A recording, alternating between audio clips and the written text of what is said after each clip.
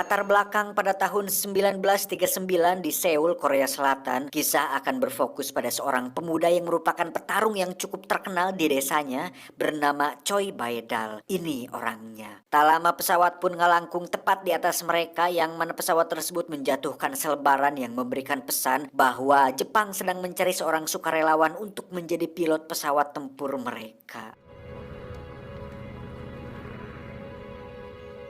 Singkat cerita, Choi pun berangkat ke Jepang dan menjadi sukarelawan selama bertahun-tahun, dan seiring berakhirnya Perang Dunia Kedua, Choi ternyata tidak pernah sekalipun menyentuh pesawat sama sekali, sehingga impiannya untuk menjadi pilot kandas begitu saja. Hingga suatu ketika saat dirinya berniat melarikan diri dari kesatuan, Choi pun tertangkap bersama beberapa tawanan lain dan diikat pada sebuah tiang sebagai hukuman karena telah menolak perintah atasannya untuk menjadi pilot pesawat bunuh diri kamikaze Jepang. Di tengah serangan yang membombardir markas mereka, muncullah seorang jenderal yang sangat disegani bernama Jenderal Kato. Ini orangnya. Sebenarnya Jenderal Kato ini adalah orang yang masih punya hati nurani, dan itu dibuktikan saat beliau menyuruh anak buahnya untuk melepaskan para tawanan tersebut. Namun dengan bodohnya salah satu tawanan yang bernama Chun Bai, ini bebenguknya, malah memaki Jenderal Kato karena merasa telah ditipu dan dimanfaatkan sebagai pasukan bunuh diri oleh kesatuan yang dipimpinnya.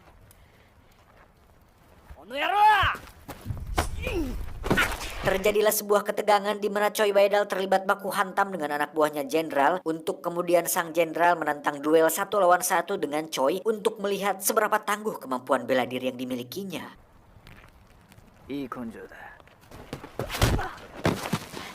Namun dengan prestasinya sebagai tukang gelut paling jago di kampung, Choi Bae-dal pun harus menerima kekalahannya tatkala sang jenderal menghajarnya habis-habisan, sehingga sudah jelas bahwa Choi memiliki kemampuan bela diri jauh di bawah sang jenderal Kato yang gagah nan elok. Anjing elok.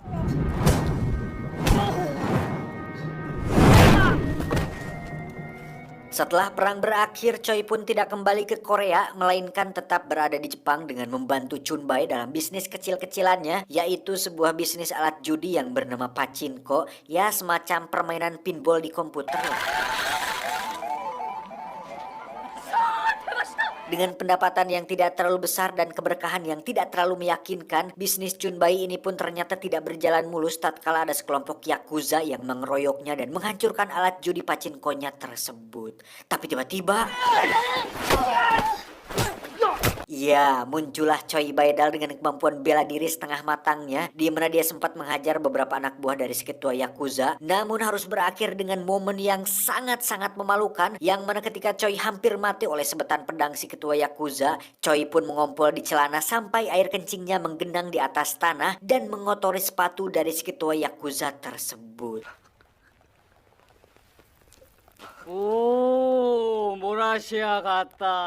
Faktanya, Choi Bae-dal telah kehilangan keberanian saat dirinya dikalahkan oleh Jenderal Kato dalam pertarungan yang kita lihat tadi, dan merasa bahwa dirinya tidak lebih dari hanya seorang pecundang. Dan itu dibuktikan saat Choi dengan sukarela menjilat air kencingnya sendiri pada sepatu si ketua yakuza sebagai permohonan maaf karena telah berani menantang kelompok yakuza tersebut.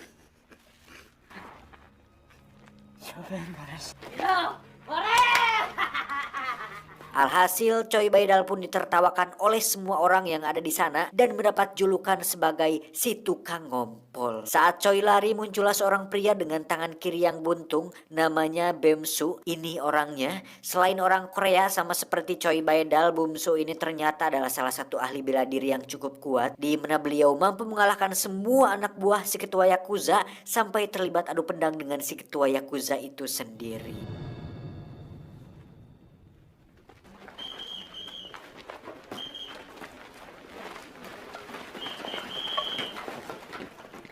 Terkesima melihat kemampuan bela diri Master Bumsu, Choi pun meminta beliau untuk menjadikannya murid, dan meski tidak digubris, bentar batuk dulu guys.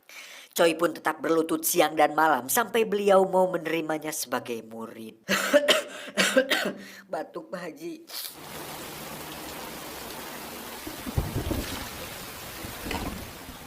Melihat kayengnya niat si Choi, Master Su pun memberikan sebuah buku bela diri yang ditulis oleh seorang samurai terkenal bernama Miyamoto Musashi, di mana Master Su mengatakan sebuah quote yang terinspirasi dari seorang ninja terkuat, yakni Naruto Shippuden. Keadilan tanpa kekuatan adalah hampa, tapi kekuatan tanpa keadilan hanyalah berupa kekerasan.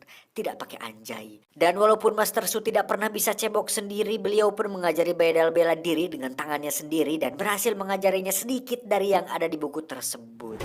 최선을 다하는 것입니다. Suatu hari ketika Choi dan Chunbai sedang promosi usaha judinya, Choi pun dikejutkan dengan kemunculan Jenderal Kato yang sekarang sudah tidak jadi jenderal lagi, melainkan sudah menjadi ketua dari persatuan karate yang ada di seluruh penjuru Jepang. Dan tentu saja Choi masih dihantui bayang-bayang bebenguk beliau karena telah mengalahkannya dalam pertarungan waktu itu. Singkat cerita, malam pun poek. Ketika Choi dan Chunbai sedang beberes usahanya, mereka pun melihat seorang tentara barat yang akan melakukan pengencerotan paksa kepada wanita Jepang, di mana dengan kemampuan bela dirinya yang sekarang, Choi pun merasa lebih sedikit percaya diri dan menghajar si tentara yang sedang mabuk berat tersebut.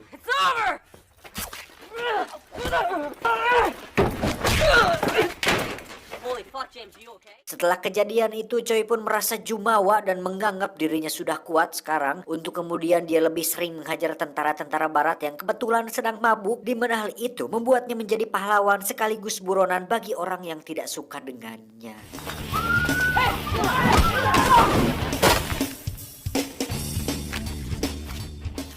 Hingga suatu hari ketika Choi sedang berada di luar, para Yakuza pun datang ke tempat Master Su yang kebetulan sedang sendirian di tempat sirkusnya atau bisnis kecil-kecilannya, di mana para Yakuza tersebut menghajarnya beramai-ramai hingga beliau tewas dengan kondisi yang cukup mengenaskan.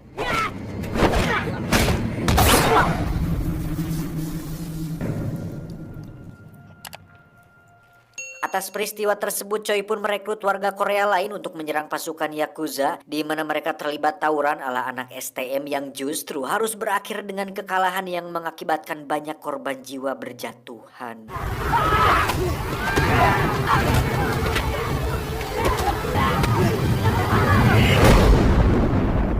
Setelah serangkaian kejadian buruk yang dialaminya, Choi pun merasa bahwa dirinya tidak cukup kuat untuk melindungi orang-orang terdekatnya, untuk kemudian memutuskan naik gunung dalam rangka memperdalam ilmu bela diri karate aliran Kyokushin. Kyokushin, ya itu, maaf ya, saya agak susah pengucapannya.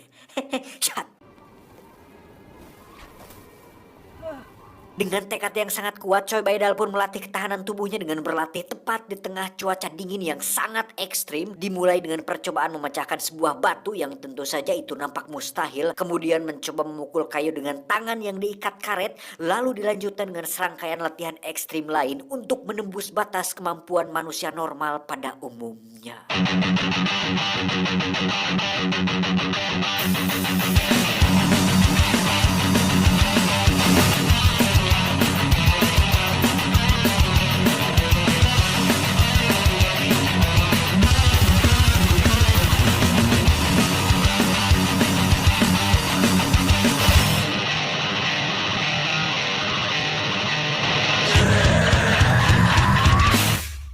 Setelah berlatih selama 3 tahun dengan 100 kali push up, 100 sit up, 100 squat, dan lari sejauh 100 km setiap hari, kini saatnya Baedal turun gunung untuk menguji seberapa mematikan pukulan yang bisa dilayangkan oleh tangannya tersebut.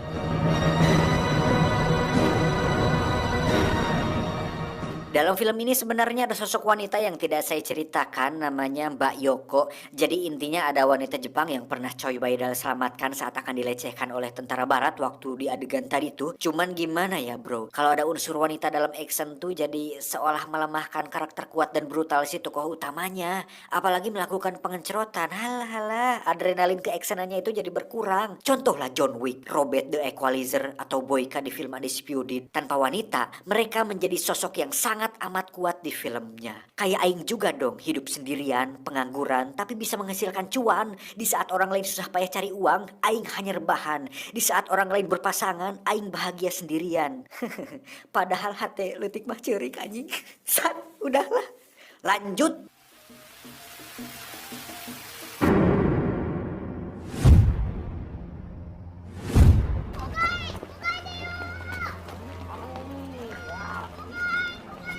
Dengan popularitasnya karena telah mengalahkan dan menutup semua dojo bela diri di Jepang, membuat salah satu anak buah Jenderal Kato muak dan memutuskan mengambil tindakan sendiri tanpa perintah dari Kato, di mana dia mendatangi Choi Baedal dan berniat untuk membunuhnya. 片方の差し金か。俺の意思だ。 Terjadi pertarungan tak seimbang ketika Choi Baedal harus melawan sebuah pedang dengan tangan kosong, di mana saat tangannya terluka dan bahunya ditusuk, Choi Baedal pun melayangkan sebuah pukulan biasa yang membuat si anak buah Jenderal Kato meninggal dengan posisi berlutut.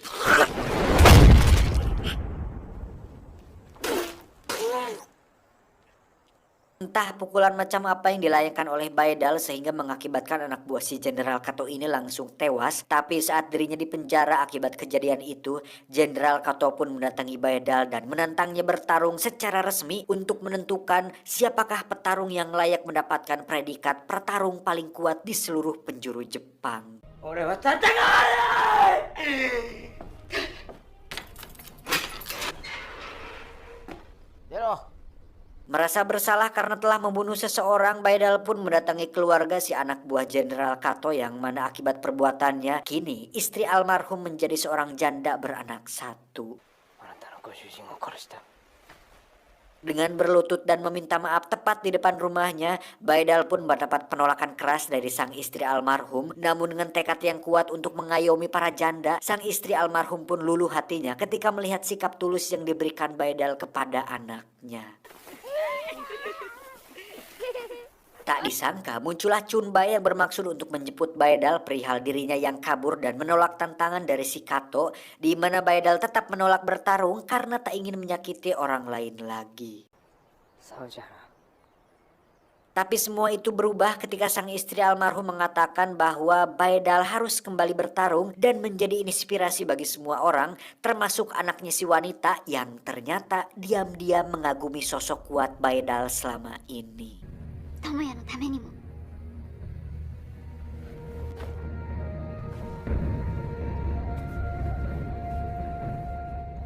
Dengan semangat yang diberikan si Mbak, Baedal pun berangkat menuju lokasi yang telah ditentukan, di mana di situ sudah ada si Kato bersama puluhan murid-murid bela dirinya. Satu persatu anak buah Kato pun dikalahkan dengan rentetan pukulan biasa yang dilayangkan oleh Baedal hingga Kato cukup wirang dibuatnya.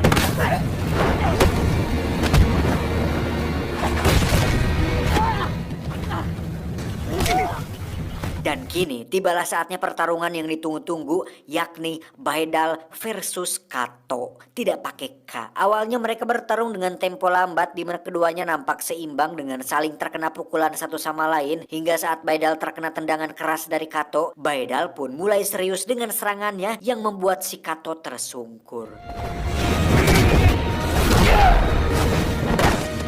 Saat bangun, Baedal pun melayangkan bogeman serius tepat di wajah si Kato yang membuat wajahnya mengeluarkan keringat dingin. Pada momen ini, Baedal dengan sengaja membatalkan pukulannya karena sudah tahu bahwa Kato sudah pasti mati kalau dikenain. Namun tetap saja hal ini membuat Kato terlihat sangat ketakutan setengah mati dan itu terlihat dari tubuhnya yang cukup gemetaran.